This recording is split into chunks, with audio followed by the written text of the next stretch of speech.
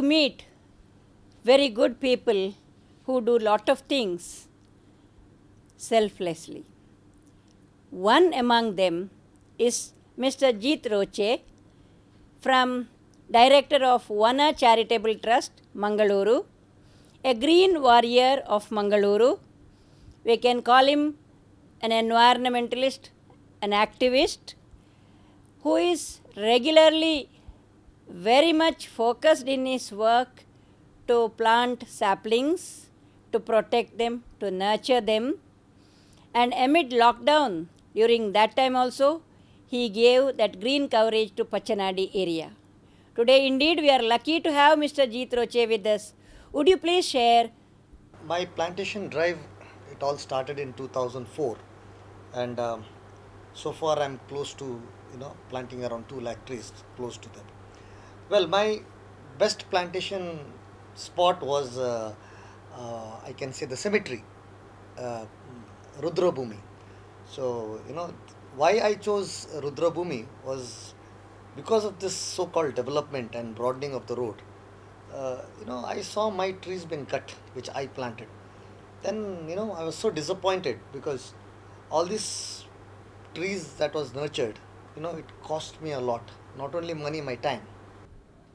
Well, then I chose cemeteries in and around Nandigudda, where more than 10,000 saplings are planted in the cemetery itself. So, many of them would never like to go to that place, but one day everybody has to go to that place. But if you see, especially the Nandigudda Hindu Rudra Bhumi, it is a thick forest now, which was planted around 6 years back.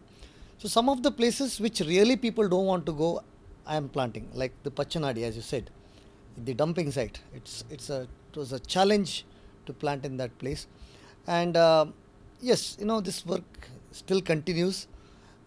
This year, I mean this monsoon, I can say 2022, we planted close to 11,000 this year. So this year, it was good because we also got, through our trust, the Vana Charitable Trust, we got a lot of funds, and we were managed to plant more trees this time. So my dream is not to have a big car, but to have my city to be a clean and a green city. Yeah, thank you. Beautiful, clean and green Mangalore. That's the dream for all of us. Yes. Now, can you please share with us some of the obstacles that you faced while planting these saplings? Like, there is one place where I was planting, a gentleman comes and tells who's going to clean the leaf that has fallen. First of all, it was not in his house that we planted, it is outside his house. You know. So, similarly, wherever there are commercial complexes, in the highways when we are planting, we find, don't plant here. I found very few people telling that please plant here. There are many people telling don't plant here. Don't plant, yeah. So, similarly, they try to get influence from might be from a minister or from anyone. So, we have faced a lot of other challenges also, like, when we were planting in the cemetery, telling that, don't plant here, others, or the grave can be disturbed, or, it can be opened, or, But I find, planting in a graveyard, you can plant in that person's name. Yeah. The tree will definitely remain. You can always go and hug that tree, rather than, you cannot hug the dead person, but you can hug that person by hugging that tree you planted in his name or above his grave. So there are so many that challenges we face. We found more people telling don't plant here rather than please plant here.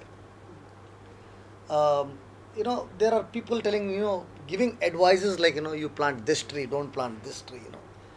Everybody, humans have become so greedy that they want us to plant that humans can consume. Plant mango, plant jack. Why Fruit plant bearing. this? Yeah. Why you are planting that tree called koli juttu? The seeds birds can enjoy those seeds. So they're so much selfish. Selfish. Yeah. So they want plants that only what the humans like. Special support was during the watering. That was a big challenge. Watering is always a challenge because planting is fun and everybody wants to come and plant. But you have to nurture and you have to take care of it for 3 years. So that is a greater challenge where I've got a lot of supports from colleges like Roche. I've got support from St. Aloysius College, that is called Sahaya. The team, this is called Sahaya team, where students have to work for particular hours during his, during his studies there. So I have few volunteers as well, like Nagraj and his team, from Asirudala and APD Foundation. Yeah. So we have definitely a lot of good people which they come to help us.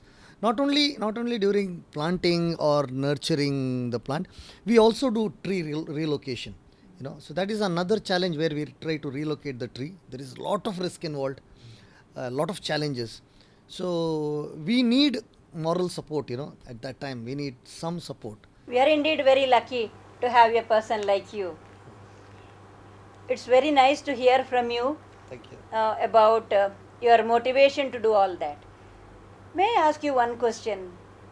In the beginning, what motivated you to get into this kind of work? Okay. I was always surrounded by greenery, and that love for nature was always there, especially the love for birds and animals. Um, See, it all started in 2004 when I had lost everything in life. Actually, I had lost almost everything other than my wife and children, everything I had lost. So, I thought, rather than spending time doing, taking tension, I went with my son and planted my first plant in Nandigudda. And that day I got some good relief. Yes, I was so much depressed. I got some good relief. I thought, why not I do the next day also? So I did that for around 10 days, and from that day, no turning back. No turning back. My biggest ever plantation was around 16,000 in 1 year. So, so for some reason, I have not stopped after that. It is a continuous process. I think even I don't even wait for monsoon sometimes. Last week itself, we planted around 550 trees in a school in Suratkal. So, anybody who is calling me to plant trees or want some guidance, I am definitely there for them. It's wonderful to know all this. May God bless you, and we are with you. Thank you.